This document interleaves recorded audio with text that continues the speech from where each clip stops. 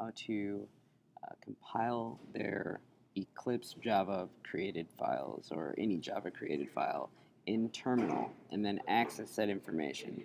We're also going to show you how to pass arguments in your terminal created compiled file.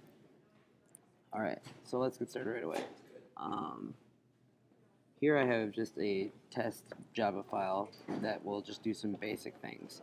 It's going to look for a text file, right? It's going to take this pointer reference and, point it to my variable, which is apple, okay? So the type of object this is a file, okay? So if we run this, you can actually see that it did find the file, right? It exists. It found all this information about it, the date, where it is, and everything. So let's actually look at its absolute path. We're already in the source folder, but say where we are starting, back out in documents, we'd go workspaces, here, computer science, exercise 14, source, and there, lo and behold, is our test.txt file. Inside of it, it has some information. Hello, my name is John. Okay? So far, so good. Another way of looking at the location information of a file is by right-clicking, or if you're using a trackpad, the two-finger click and looking at the where information. Make sure you look all the way down. Sometimes it just looks like it's this much, but it actually continues on. Okay. Now, the program that we will be using to test our arguments is exercise 14_11, and it's a pretty short looking program, but it does a lot of the same things, right? We're going to build a file based on the argument in 0, and then we're also going to use a target file to create a new file based on an argument in the second position. Okay, but before we can do any of this, we actually have to go ahead and compile our Java files in terminal. Okay, so on a Macintosh, you're going to want to open up terminal, and when you first open up terminal, you're in the root directory, right? That's kind of shown here by the tilde.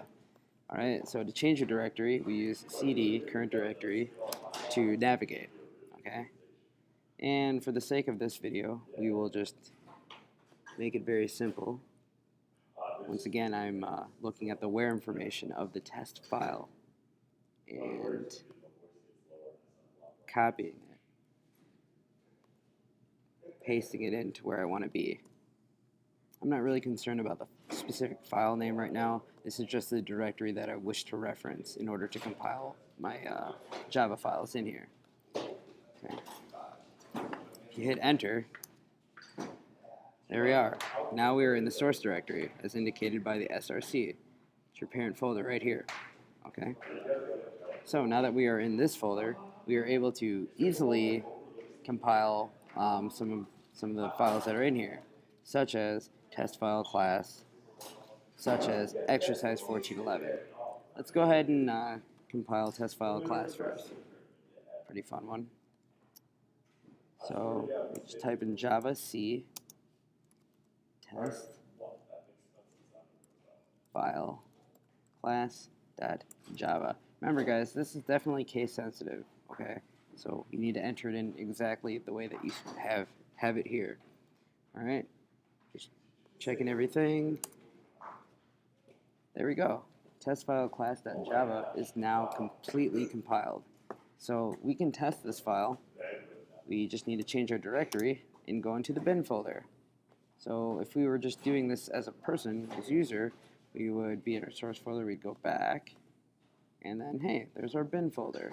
And look, here's our class files right here. Okay.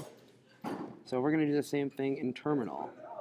We're going to change current directory. We're going to use back. That's a back in bash. Okay. and then we're going to enter the bin folder. So we're going to type in bin. Now we're in the bin folder. Great. If we want to run our program, Java, it's what's going to run a Java program. Test, file, class. This time we're going to actually make it .class so that we can run our program. Oh. Maybe not. Sorry, don't have to include the .class there, but you do have to be in the bin folder. And there we go. Now our program just ran in terminal, right? A little bit of bash scripting, but we got it to run in terminal. Great. Well, that's not nearly as cool as actually passing an argument in terminal. So that's what we're going to do next. It's more or less the same idea, but what I'll do for now is I will start with a new fresh window. Okay. Could also use Command N to do that. Okay. So, exercise 1411 allows us to send arguments in our terminal command, meaning we can actually do stuff. We can input information. We can, change the way that, we're programming. We can make our more dynamic program. We're still referencing test.txt. Inside of test.txt, it just says, hello, my name is John. Very simple. Okay. So let's start out. We're going to do the exact same thing we did before. We're going to change our current directory. Be nice to know where we are at. So here I'm just copying and pasting. You don't really need this part. In fact, it won't work if you use that. The computer already knows you're logged in as yourself. Okay, so I'll just copy that. Paste it right there. Make sure to include the slash. And hit enter. Now we're in the source folder again. Great, that's where we want to be. Why? Because we got to compile exercise 14_11.java. We have to compile it before we can actually run it. So what we will do is type in Java C, which is Java compile, and go ahead and compile exercise 14_11.java. And in case I didn't make it very clear before, that file is actually in this folder too. If it was in a different folder, you would have to make sure that you're in that directory in order to compile it. Okay? So we'll hit enter.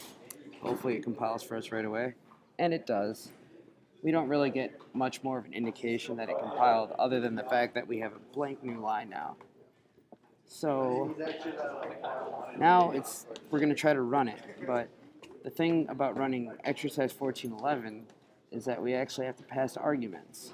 Okay? Our format for passing arguments looks like this. Java 1411, source file, target file, and then whatever information you wish to change. Okay? You can find the code along with this video, but I can sort of explain it. We're just using the string replace all to replace argument 2, which happens to be John, with argument 3, which currently is, like in this example, null. But we can do something more fancy than that, I think. Okay, so with our exercise 1411 program already compiled, all we have to do is do what we did before.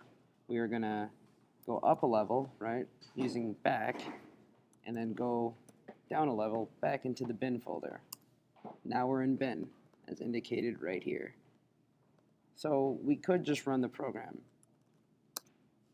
Exercise 14_11. Doesn't really do a whole lot. In fact, we got one of our codes here to kick off.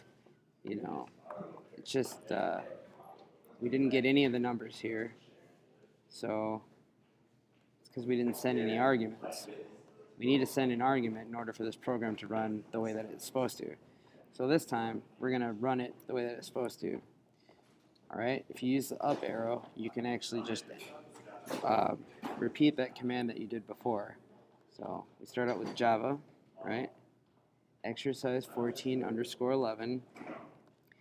The source file, which in this case is going to look a little bit like this, because our source file is actually in that source file folder. So we have to go back. We're in the bin folder, right? We start out in the bin folder for where we actually run the program, and we want to get to the source folder. So we go back, and then we go into the source folder, okay? And then we can access our file, which is test.txt. So that's our source file, right? Now we want to hit a space and indicate our target file, which can be anywhere. We could put it on the desktop. We could put it anywhere. Actually, I want to put it right back in the source folder. So once again, it assumes that we're in the bin folder from here. New argument, we're just right back in the bin folder, okay? So source, \, let's make it something really noticeable like hello.txt. Can make this a little bit bigger so you can see. Okay? Well, that's all well and good, but there's still some more arguments to input. Okay? Such as what this program will be looking for. We're going to be looking for John. Okay? Remember, our folder, our file says, hello, my name is John, capital J.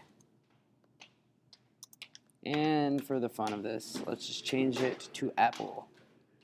The idea here, let's just talk it through before we run it, is that our program will run, pass these arguments, and change John into Apple in a new file called hello.txt. Great. That would be cool, right? It's going to put it right here in the source folder. Okay? Let's talk about sort of how it's doing that. Okay? Argument 1, or rather argument 0, is this new source file here. And argument 1, if we scroll down, is the target file right here. So after that, like I said before, we're just replacing the original John, which is in argument 2, with Apple, which is in argument 3. Remember, the arguments are delimited by spaces, which is why it's really tricky when you have directories with spaces, okay?